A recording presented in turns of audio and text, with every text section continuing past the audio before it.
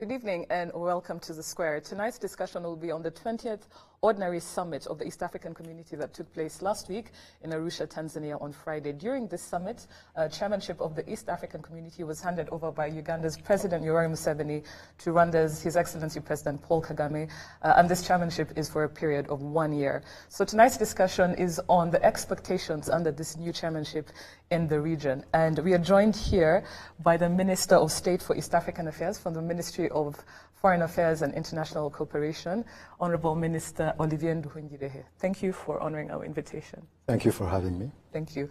My name is Dana Mpisi. I am the host of The Square. I'm joined by my lovely resident panelists. Berna, great to have you on the show. And Ephraim, great to have you on the show. Thank you for having me. And Charles, always a pleasure having you on the show. Same here, Dana. How are you? Good. Good, yeah. I think we discussed that we are not going to have a weekly a recap of the week because this is a meaty conversation. So we're going to dive into the thick of things. So, Honourable Minister, my first question to you and to the rest of the panelists is to start with the high costs of production and intra-trade within the EAC. So one of the biggest hindrances to industrialization is the high cost of energy. In the region. As they say, no energization, no industrialization. And we know that the EAC in partnership with UNICA released in November last year the Energy Security Policy Framework. But in addition to this framework to help address this issue, what can we expect in the region under the new chairmanship in terms of reducing costs of production in the East African community and making it cheaper, simpler, and faster? Thank you. Thank you for inviting me. We had a summit of the East African Community, the 20th Ordinary Summit in Arusha, Tanzania, which was quite successful because it has actually defeated all the pessimistic predictions about the collapse of the EAC like in 1977. There were many decisions that were taken, and you are right to point out the issue of cost of production, electricity production in the community, but it's not a problem of the East African community alone. We have opportunities in the region. We are one of the most ambitious regional economic community. With 6 partner states, so we have growth and economic growth, which is high, more than 6%. But of course, we have challenges. One of the challenges we have is those costs of production, including the costs of transport that we have in the community. You know that the East African community was created to address those issues, to ease business in the community. We are a community which has a 4-pillar integration process. The customs union, which is already in place, the common market, free movement of people, goods, capital and services, and those are already in place because we have signed the protocol, we are implementing them with the challenges that we may talk about.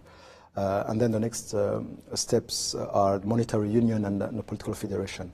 But for now, what is important to achieve is first for partner states to have internal reforms, because whatever we say, we are still not in a good position in the World Bank doing business report. We have Rwanda, which is the second in Africa, which with the rank of 29th in the world, but the second is Kenya at 61. But all the 4 remaining are below the 100 position. We have Uganda 127, Tanzania 144, and then Burundi 168, and South Sudan 187 out of 180. So we still have a problem. We need to have to make reform internally. And then there are other rankings that I will not mention, like the corruption index, when we have countries that are still among the last. So those don't need a reform or implementing EAC protocols. Those are internal reforms. But the issue of implementing our protocol is crucial because we have the best protocols you can imagine. but we still have issues of implementing our own protocols. The free movement of people, of goods and services. We have those NTBs, non-tariff barriers, between partner states, where we have barriers to trade while we have agreed to open trade among ourselves. And there are other issues. So we need all of us, first of all, to have the political will to implement what we have agreed on. And then those challenges we have, electricity and others, will be addressed if we cooperate. Because we are talking, for example, about infrastructure. If we don't cooperate in infrastructure, we have oil and gas pipelines that are in the project of the East African Community. We have railways, standard gauge railway, but we still struggle in getting us going through our commitments. This is one of the main issues we have in the East African Community. Interesting. Before I go to my next question, I'd like to hear from my panelists. Is there something you want to comment on? So I just want to highlight on something that the Honourable Minister mentioned around trade and transport. So one of the challenges right now we're facing at work, we are into import and export. And the port of preference for imports is Dar es Salaam. Now there's been a new regulation, announcement that the weight of heavy containers is reducing significantly. So it's moving from before you could fit in a container maybe about 25 tons net. So that's about like 27, 28 tons. Now they've dropped it to 21 gross weight. And what that has done significantly to our commodities is about the cost of the product by the time it lands here has gone up by between 10 to 25%. And it's taking effect 1st of March. Now, me as a trader, as a businessman, I'm going to adjust my prices and transfer that cost over to citizens. But the question I ask is, from the perspective of the East African community, how many times do you guys see stuff like this where a decision is passed, it's going to affect trade in the region, at least drive up the cost for some countries, and say, okay, we are going to intervene, or at least not even intervene to say don't do it, but to suggest or recommend solutions that reduce these barriers to trade? To what extent does the East African community get involved? You are right. We are now in the customs union and common market. That means that the trade is supposed to be free in the region, with those barriers removed. You know, we removed internal tariffs, and then we imposed a common external tariff in the community. But what we have noticed that although we have signed the Common Market Protocol, there are non-tariff barriers that were put in place by a number of countries, which is actually against the Common Market Protocol we all sign. So we have removed many of those NTBs, but we have seen that others were being put in place at the same time. So we are still discussing among ourselves. Even the last time we discussed about those NTBs. There are also long-standing NTBs, especially between Tanzania and Kenya, which are difficult to be resolved for now. But we try to discuss. There is a list of those NTBs. Each country bring on the table the NTBs and then indicate the country that is imposing those NTBs, and we try to resolve them. Others are coming, so we will try to continue that, but of course it's a cost for businesses in the community.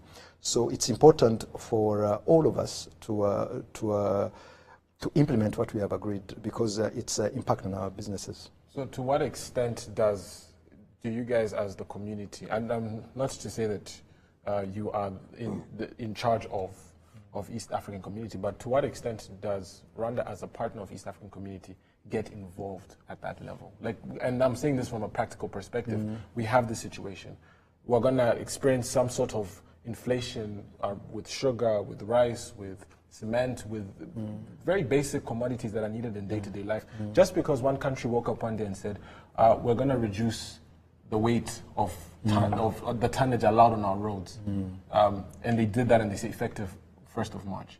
To what extent do you guys get involved on a practical level to say, okay, that particular issue that you guys have brought up, or that particular situation, is actually going to be detrimental to trade? But Ephraim, who is you guys? I mean, Rwanda, I mean as a collective, because the region has a representative body. Yes. So they come together and they use that body to administer, as you mentioned, certain policies that are supposed to be practiced across this regional economic community. Yeah. So when I say you guys, I'm referring to the East African community. And these are all the stakeholders involved in that the decision makers that are driving the agenda of East African community. I would probably just build onto that and say, to what extent is the East African Business Council hard? Because I am sure the pertinent issues that Ephraim is raising are raised by members of the business community who are then represented at the EABC, East African Business Council level. So the critical question would be, are they listened to? Yeah. If I could just, before you respond, going back to Ephraim, I guess why he's saying you guys is, you guys, it points to a bigger problem of a sense of ownership, you know, because there's a sense that the EAC is run by technicians who probably sit in their rooms. The consultative process is not really exhaustive, and that's why you have, you know, Ephraim probably say, you guys. Yes. That's one. But building on what he raised around the business community, it would be interesting to find out the level of, one, consultation, but also follow-up in terms of summit directives. You know, because we've had so many, and for some reason, we just keep having summit directives. But in terms of a review, what kind of process is there? Yes, you are right. The last summit in Arusha, we had a representative of the EABC, East African Business Council, who made a passionate speech. Yes. He made a passionate speech about the importance of business, the need to remove the NTBs, and the need to involve the business community, especially the EABC, to invite them for them to speak, to address issues we have, not to listen to speech of governments. He said that, and he was right. We need to involve more the business community. We are working also with the PSF, Private Sector Federation, on cases of NTBs against Rwandans who are in business, and generally we address them through bilateral means with the concerned partner state, and it works. It works actually, because we had recently a case about fertilizers with Tanzania. We addressed the case directly with Tanzania, and it was solved. But for other NTBs, we of course report them in meetings of the East African community. We discuss them, but I must agree that sometimes it's difficult to get them resolved in that multilateral set, because it has become just, I would say, bureaucratic to mention that we have 15 NTBs, but we don't discuss them. The best way is to address them with the private sector and through bilateral channels. But I think it's important for the future to think how we can get the private sector more involved, because the East African community has become a community of governments. But for next summits and council of ministers, we should find a way of listening to them, and try really to solve the issues they face, because for them they are business people. They want just to make money. So there's no politics in that. Yeah. Yes, they want just to make money and then to trade across the borders. But sometimes when we are in our meetings, we have many directives that were adopted, but a number of them are not implemented, and we don't know why. Sometimes it's when you see interest for both of you, for all partner states, and then we have those some of our partner states not implementing them. We don't understand why. So we should more involve the business community so that they help us going forward. Because without that, we may go round and round without solving the core of the purpose of our integration, which is to make life easier for individuals and businesses. And businesses. Brenna, very quickly before we go to the next question. You mentioned in your opening remarks that the summit happened against pessimism. Yes. I wonder whether you understand where this pessimism is coming from. Why should people be pessimistic about the summit? It goes back to the current challenges that the community faces.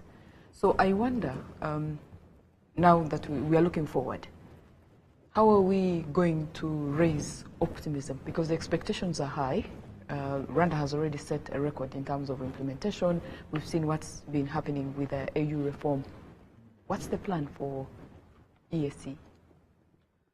The plan should be to, first and foremost, having reforms implemented for the community. There are a number of reforms or studies that have been commissioned, but we need to move forward regarding those reforms. We have, I was mentioning the NTBs, but there's other issues regarding the community itself, institutions of the community.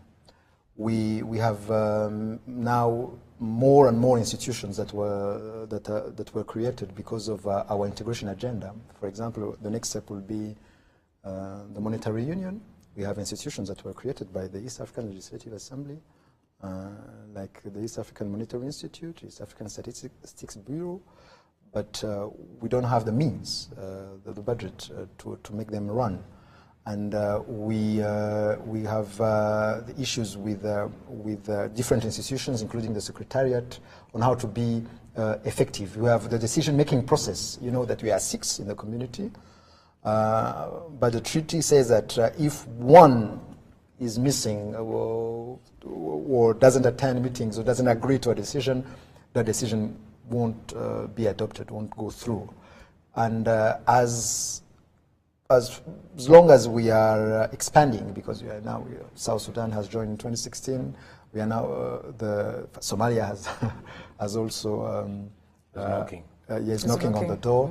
So we need to change the procedure, the way we are working, because sometimes we could be paralyzed because of our current procedures and the treaty. So it's important, first and foremost, to have good faith and political will. This is the most important, because we have all that is required to be a successful community. But the problem we have is political will to implement what we have, and then to make reforms here and there, to make sure that this community delivers to what we are all expecting from it. So it's important. So my next question, sorry, yes. If I may, because I don't feel that Bana's question was adequately responded to. And I feel that the discussion here is degenerating into another summit of East African heads of state. Now, the good minister talked about pessimism. I think it's very important that we break down that pessimism and where that pessimism was coming from. I mean, it came from you, Honorable Minister. Why were people pessimistic that the summit would not proceed? Just give us 2 or 3 concrete examples. Did they think that President Kagame would not attend the summit? Did they doubt that President Nkurunziza would not send a representative? Where was the pessimism? Did they think of a repeat of the previously flopped one? Where was... Two previously cancelled Yes. No, personally, where was the pessimism coming from? personally, I was not pessimistic. Rwanda, the government of Rwanda was not pessimistic, but it's true that we had a summit, an ordinary summit that was scheduled on 30th of November in Arusha that was cancelled because one partner state, Burundi, didn't attend, actually boycotted the summit because of several issues. They said about They argue that there was an issue of procedure, but we know that there's something else. And then there was a second one that was also postponed. And then we started hearing that the collapse is coming again, like in 1977. And then adding to that, there were political issues between some of the partner states. Yes, Rwanda, Burundi, Uganda, Kenya, Tanzania, and then some of the analysts of observers were saying that this community can't work. But I think that we are now here in place to show them that they were wrong. But to show them that they were wrong, we need to do something differently to ensure that the issues that we see now are solved, that we pay our remittances on time because it's important for the functioning of the organization, and because the issue is that all of us, all the 6 partner states, we know and understand that the East African community is important for us, for our people, for our businesses. We know all of that, but for some reason we have some of them trying to drag their feet or refuse to implement what we agreed on, so that some, including the business people, are getting pessimistic. But I believe in this community, and I believe that we should go forward, but by implementing some of our decisions. So it's important for us to... Those are people of little faith, I think, when doubting the process. East Africans. Speaking of remittances, one of the key issues of the EAC, especially last year, was to do with funding of this body, and this actually affected organs such as the EALA, the East African Legislative Assembly, in terms of its functioning. Some of the solutions, apparently, people have been saying is to sanction countries that fall back on their contributions, countries that have arrears, or to basically think of another model than the current one. What's your take on funding issues? How do you think this might change under the new chairmanship? Actually, the treaty provides for sanctions, I think. But has any country ever been sanctioned? No, this is the problem, because I think for a partner state that is failing to contribute for more than 18 months, I think, is suspended for the community, but it has never been implemented. The problem is always implementation. We have a problem of remittances, which is increasing every year, because in the past, 3 or 4 years ago, we were paying on time, but now it's becoming more difficult. We have now for the budget, this budget 2018-2019, we are at 40-something%, all of us. Kenya is at 80%, Rwanda 75%, Tanzania 63%, Uganda 53%, and Burundi and South Sudan 0%, because they are also paying arrears from past fiscal years. So it's a problem that is undermining the functioning of all institutions of the community, including the Secretariat. But we had several proposals in the past month about alternative funding of the community on the model of the African Union. What is being proposed for the African Union, a levy on eligible imports. I think the rate that was proposed, it was 1%. There was also other proposals that include the GDP of countries having different different contributions per country, because now we all pay the same amount, 8.3 million US dollars. Oh, so Kenya pays the same amount as Burundi? The same. I think That's a bit unfair. The same. Yes, but some partner states are sticking to that, especially the Kenya, Tanzania, and Uganda, big economies. because they are arguing that if we have different amount depending on GDP or economy, maybe they should have a bigger say, more voice than the smaller country who pay less. But we have other organizations that we can look at, the AU and others. It can be difficult, that's true, for all countries of a community to pay the same amount. We are talking about Somalia that may join, so we need really to look carefully at it. But the issue we have now is the remittances, which are not paid on time, and it's a hindrance or an obstacle to implementing our own programs and projects. We pay 57% of the budget. Partner states 57% of the budget now, as of the current budget. Being Rwanda? No. We the partner states. Sorry, partner states. Which is the budget of this year is 99 million US dollars. 57 paid by partner state and 43% by development partners. So we need to change that to see how we can have an alternative funding of this community. Yeah, Brenna? I would look at it differently, in terms of motivations, value for money. I mean, as a country, if you're spending some resources on integration, then you would expect return. So I'm not surprised that, Kenya would be paying 80%, because for Kenya, as the largest economy, they are still on the winning side. So my question to you is, how do you, one, ensure that there's value for money when countries make these contributions? Because at the end of the day, we want to create a community where people feel that they have to prioritize payment to the East African community. And I doubt if that can happen if all projects have stalled, if we have all sorts of stalemate, and the region appears to be walking backwards. So in terms of motivations, in terms of value for money, what's the plan? You are right. You in the past, 3 or 4 years ago, I think the payments were more regular and timely, because at that time, the problems you have been witnessing past months and years were not there.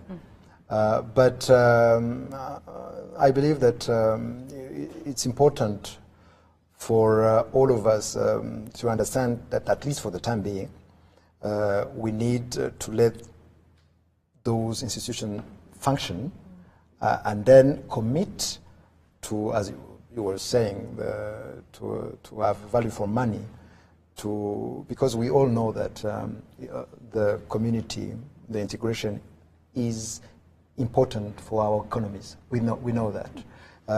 We all of us benefit from the community, but for that, of course, we need to avoid any slowdown in the process to integration, and also any problem in implementing the protocols that we have already signed. So it's an important point that you raised, that we need to ensure that for the years to come, we implement all what we have agreed on for the past years, but at the same time to make the necessary contributions to this community to function, because the functioning of the community is not only the Secretariat, but other institutions, EALA, as you mentioned, the court, the other institutions that are in all partner states of the community. So we need really to do something about that, and I agree. I'd want to talk about the alternative sources of funding. If we borrowed a leaf from the African Union and we levied a tax, as an example, on imports or eligible imports to be able to raise money to meet the budget. Coming back to what she mentioned at the beginning about consultation, you know, when I mentioned to you the cost of business, of trade right now along the central corridor has gone up by 10 to 25% on selected goods. Even for our local industries, for example, Simero. Simero is going to import coal for that process of preparing clinker for the cement. If the cost of transport through Dar es Salaam is higher, it obviously affects that.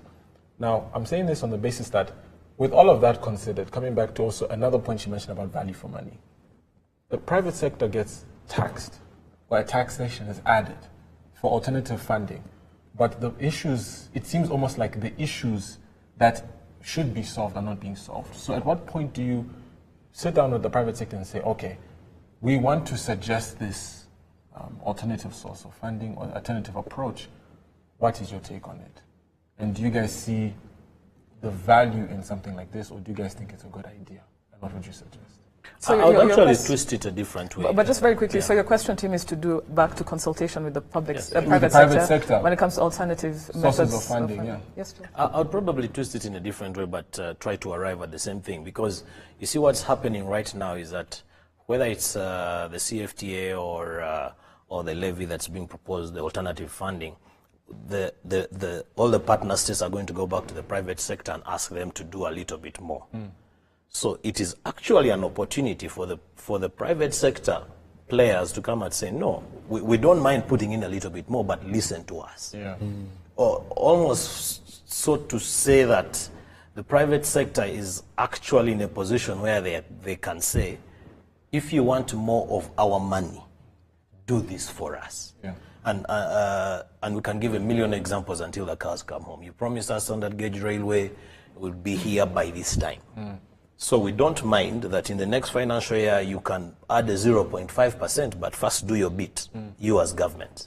You promised us that we will all be moving on IDs in the region by this time of the year, that you'd open up the airspace and you have one area network, but flying across the countries would be one, what's the word, open airspace, I think open skies by this time. Fine, we are going to accept that we pay an extra 0.2% on eligible imports, but open up the skies by that time, you know, such that almost it's give and take. You want our money, but have you given me? Normally it's imposed. I agree with you 100%, but all I'm saying is it is now an opportunity for the East African Business Council to step its foot forward and say, yes, but come to the party as well. I'd like to, but let him just first answer this barrage of questions. But technically what you're saying is that let the private sector actually direct this conversation or hold the EAC to book. You know? So what's the level of consultation on alternative funding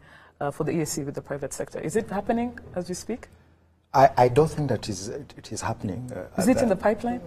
There were studies that were commissioned by the East African Community policy organs. Yes. I think it was either the summit or the Council of Ministers that made different options, including those related to the levy on export. And also there was a complicated one which was different economic criteria.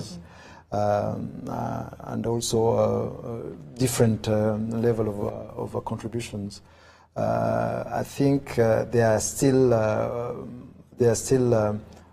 considering the proposals, and this year I think I've seen that in April they will complete their study. But I doubt that there is enough consultations with the private sector, and it will be important for this and for everything related to the integration, to the implementation of the customs union and the common market, that we have the private sector on board. In our Council of Ministers, for example, and summit, the EABC is invited just for the open session. For pictures. So we need to find room in our meetings to exchange, to discuss with the private sector, so that we hear from the ground, from those who are the beneficiaries of our policies, what are the challenges and how we can address them. I think what the Square is saying, Charles Berner and And a frame is, and it's a solution that I think we're discussing. In the expectations for this year under the new chairmanship, I think private sector consultation should be paramount. It should be top. I think that is what is going to lead to not business as usual. Because the growth of this community will be private sector led, definitely. Not by government or technocrats or the photo opportunities that you're talking about. I want just hold on to your thought. I want us to go to the next question. And this question, so to speak, is kind of like the elephant in the room. I think, Minister, we briefed you beforehand. And, you know, in his acceptance speech as the new EAC chair, His Excellency President Paul Kagame stated that the success, and this is, I read verbatim, the success of the bloc will be evaluated on the basis of aspects such as the ease of movement of people, goods, and capital and its impact on citizens. So we've just said that integration and development of the bloc is and will remain private sector led. But my question to you, Honourable Minister, having followed your tweets, you're very outspoken. Actually, one of the tweets you read, someone was asking, does Minister Olivier actually tweet his own tweets? So my question, and on behalf of the panel, is to do with issues between some EAC countries, specifically Rwanda and Uganda, especially when it comes to the ease of movement of Rwandans crossing over as business community members into this country. Under this new chairmanship, and I know this is not an overnight thing, there are various factors to it. How can we, what's your take on it? What can we expect in the next year or two? As I said, we have signed the Common Market Protocol. The Common Market Protocol is first and foremost about the free movement of people. Yes.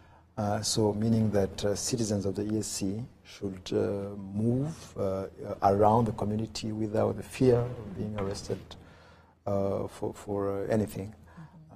So we have the issue, the issue of Rwandans who are regularly arrested, beaten, tortured, and also dumped at the border or somewhere in Kampala for no reason, without any communication to the High Commission, to the government of Rwanda, and without any access to the family. So this is a concerning issue that is against the basic human rights, of course, but also that Common Market Protocol I was talking about. And the other negative consequence is that now Rwandans who are doing business in Uganda or doing business with Uganda have questions, are wondering if they should continue going there because of that.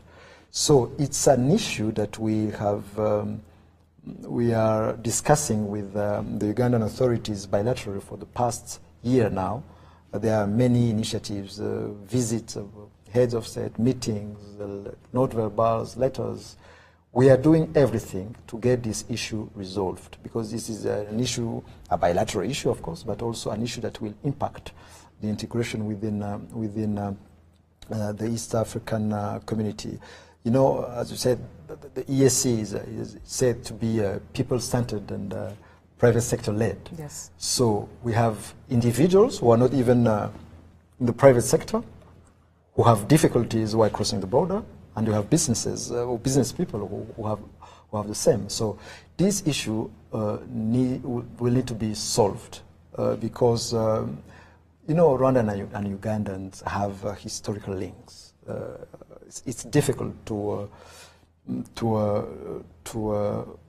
prevent Rwandans from going to Uganda. It's impossible. So we really need to further engage the Ugandan authorities so that this harassment of Rwandan stops, because it's really impacting on the good neighborliness in the region, but also impacting negatively business in the East African community. It's very unfortunate. Yes, Brian? First of all, I have a caveat for the private sector. I don't think the integration process should be left to the private sector, even if they have to be proactive. Our governments have to do more, one, with the infrastructure, because once you solve the infrastructure, for instance, the gaps we have in the region, you will have solved almost 60% of his problems as someone in the private sector. Cost, yeah. The cost of energy. So I insist that our governments have to do more in terms of addressing the infrastructure challenges. Now, my second point is regards to sanctions. I wonder why we have not thought about, or perhaps it's there, I'm not aware, sanctions in regards to decisions that happen that undermine the spirit of integration, sanctions to member states that, for instance, abuse the protocol. If we're talking about free movement, and a certain state is frustrating that kind of movement, why don't we have sanctions and say, if a partner state is undermining the protocol of free movement, we'll say no trade with such a country. So that, you know, the pain is felt both ways. But as it is today, the pain is probably felt on one side. And it goes on because the pain is not two-way. Yes, it's difficult to put in place Easier said those than kind of sanctions. No, it could be tried. Because first of all, we need to agree, all of us. We need to have a consensus of 6 partner states to impose sanctions on one of us. Sanctions can be used for specific issues like non-payment of remittances, but non-implementing directives of the community is difficult to put in place. But it can be done. But the question, I think for me, the question would be, Bernard, to your point, is the dependence we have on each other as a community is not heavy enough for sanctions to actually matter. And it doesn't mean the sanctions will be ineffective. Because, for example, let's take Burundi as an example. Burundi exports coffee. They don't export coffee to Rwanda. They don't export coffee to Kenya. They don't export coffee to Tanzania. It has a final destination. Maybe those countries are intermediary transit routes. So at what point do you say we're going to add a sanction and it's going to be, or we're going to impose a sanction, it's going to be effective? So the issue I have is that sanctions right now are ineffective. I think the engagement, coming back to this thing, because we've all agreed, and I think you said it, Minister, that we see the benefit of the integration, but for some reason, I can give you the simple example of what happened in Nigeria in relation to the ratification of AFCFTA. The private sector went and lobbied government. And don't forget, the private sector, this is right before election, they're having elections, I think it's next week or in a couple of weeks. The private sector said, if you go ahead with this thing, you will see. With the levy? Yeah, we'll go ahead with ratifying AFCFTA. They made a soft threat. Obviously, I'm adding some spice and drama to it, but they pretty much reassured the government that if you go ahead with this, we will not support you in the upcoming elections. And that's why coming back to this thing of involvement and consultation. We're talking about the private sector only, but if you can involve all the various stakeholders who control power, either be it with the electorate, or be it with the populace, or be it even just within the political apparatus of a country, I guarantee you that we will make more strides, even around the stuff of the political will. Yeah. If I could just respond to that, Dan, please. When I talk about sanctions, in my mind, I'm not just thinking about trade. Yeah, these countries have strategic interests.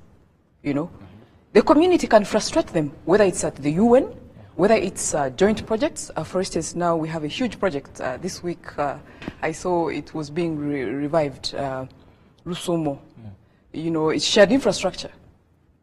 But you make the assumption that's international. So there has to be a way. There has to be a way that member states value the community. You know, beyond just trade, saying that if we don't cooperate as a region, there will be a problem. And this goes back to even the issue we're having now with EPAs. You know, the negotiations with EU. Imagine if the community had a stand on what needs to be done. They agreed, they disagreed, it's been a back and forth. It was a big issue, like you said, during the summit. So for me, when I'm talking about sanctions, I don't think it should be limited to just trade. It's beyond trade. Before we go to our social media, Charles. I want to say something. First of all, last week I was in Dar es Salaam, and in one of the meetings I attended, there were two gentlemen from Nigeria who shared with me a very painful experience. For a Nigerian to go to Tanzania, they need to apply for a visa 3 months in advance, and they pay $250 for a single entry visa. Then I took it a notch higher. You know, I had stubbornly traveled with my ID, and I tried to go into Tanzania with my ID, and which should not be a problem. Yes, yes. It should not and be a problem. The immigration officer, told me, "Kitambulisho hatukubali, we don't accept this." Eventually, I entered on my passport, but it kept itching me. I said, "Where are we going with this thing? Honestly speaking." And back to the expectations banner that you raised. Let's bite what we can chew. For sanctions to prevail, it is, these diplomats are not used to saying some of these things. It is impossible. It's just, there is no way. And the good minister alluded to it, that you need consensus for sanctions to apply. How do you expect a country to sanction itself? We're talking about a reform process. Look at what happened with Qatar. But we're talking about a reform process. Look at what happened to Qatar. The reform process should begin with the decision-making mechanism of the community. Yeah. I think it can be done. Can we go to our social media? We'll come back to this. And our first tweet, just for more or less what I was talking about, it says, "Out of curiosity, does the minister speak for himself?" Yes, I do. Yes, you do. Every single tweet is mine. It's yours. Yes. From your fingertips. From my There's fingertips. no PA doing anything. We like your viciousness sometimes. It keeps us entertained. Yes, and the next tweet is from Richard, and Richard says that unfortunately politics override economics in the implementation of SGR. This is the standard gauge railway that I'm sure he's talking about. And this is a major reason for pessimism on the EAC integration. Secondly, how do you enforce importers not to buy materials such as steel from China in the name of EAC trade promotion? Can I answer that? So, you're answering on behalf of the no, minister? let me not answer. Let me add to that. Okay. Take, for example, what happened. I'll pick a business I'm in sugar. So for the longest, the majority of the sugar in our market was coming from Zambia. Now, the trade route was Zambia through Tanganyika to get to Mpulungu. It would be put on a ship, the ship up into Bujumbura to Kigali. It was a very straightforward route. Then the politics of, the business of politics got involved. Now, the route had to be changed and had to go through Tunduma in Tanzania and be trucked all the way. Now, that increased the length of time, that increased the cost of trade, and that had ripple effects. Now, the question is, and I get what he's saying about politics sometimes override the economic implementation of some of these things. You say we're going to remove NTBs, we're going to do this, and then there's a political squabble, and it seems like the people most affected are the private sector. Pretty much, and it's like, and even the citizens, because we as the private sector, at the end of the day, we're trying to make money. If cost goes up on our side, we're going to increase cost. That's inflation for the ordinary person. So I think more than anything is around the involvement of politics and the effects it has on just general life in general. What would the minister say in relation to that question, in relation to this? Like, at what point do you guys as ministers, or at least as politicians, understand that you guys are impacting people's lives? But you're asking him another question that's not to do with the tweet, so I want you to respond. We'll come back to that. Respond to the tweet. In the name of integration, what do you say to people who are told not to import, steel from China in the name of EAC? Like, what do you have to say to that, according to Richard's tweet? We have made and continue making reforms for reducing costs of doing business or to industrialize our community. We are still talking about the standard gauge railway. This is meant to reduce the time, reduce the costs, and also regarding industrialization of the community. We were talking about energy at the beginning. There were projects, programs between ourselves regarding the pipelines for electricity, for oil and gas, that would be benefit to our industries. But you are right, once again, the politics came into it. Exactly. It's all around politics. Yes, and then it's sometimes difficult for the business community, for entrepreneurs to be faithful to the community for the sake of integration. This is why we as governments, we need to continue, and then to also to do much more removing all challenges we have, because it's for our business, and in the near future, if we don't do that, we may face difficulties with our business. I'd like us to read our last tweet before it's from Peter, and Peter is saying that we all have no doubts about the chairmanship of EAC. We all know that Paul Kagame is a reformist for the betterment of all case in point AU reforms introduced by him. But on the other hand, joint political will is much needed from other actors. So, like we're all saying, political will is a major, it's very important in terms of really getting the EAC on track as expectations from EAC citizens. We're coming to the end of our show. I would like, in the interest of time, to give you closing remarks, Honourable Minister, on expectations in the region under the new chairmanship of His Excellency President Paul Kagame.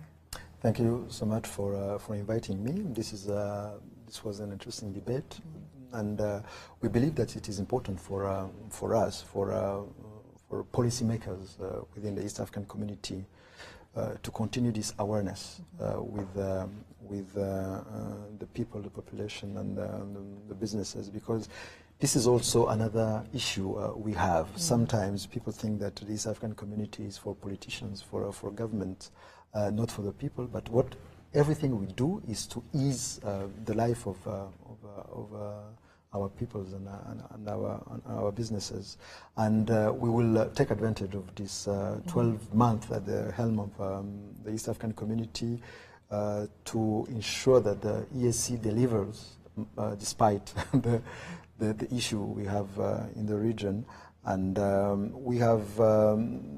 we need to make this community work, and then to do that we need to perform a number of reforms in the secretariat, in different institutions, but also to really remove all barriers to trade, those NTBs, because they are discouraging governments and private sector in moving forward in the integration process. But it's our task, and then we will try to deliver for the next year. Yes, then I think on behalf of the Square, what we are really looking forward to is really deliberate, in-depth consultation. Can I private just say sector, one thing, private sector bodies. As part of my summing up remarks? Yes. I've personally been really overwhelmed by the evolution of President Kagame, from a military leader to a continental business promoter to a global statesman, whilst maintaining his military discipline. So all those four things combined, I think when they come into play, we might look at a better EAC, and that's where my optimism lies. Thank you. Thank you, Charles. Unfortunately, we don't have time for closing remarks from everyone, but I think we're in agreement that we're really looking forward to private sector engagement in the major reforms that you mentioned to us, Honourable Minister. Please keep the conversation going using the hashtag #TheSquareRW on the new chairmanship of the EAC and expectations we have, expectations in the region.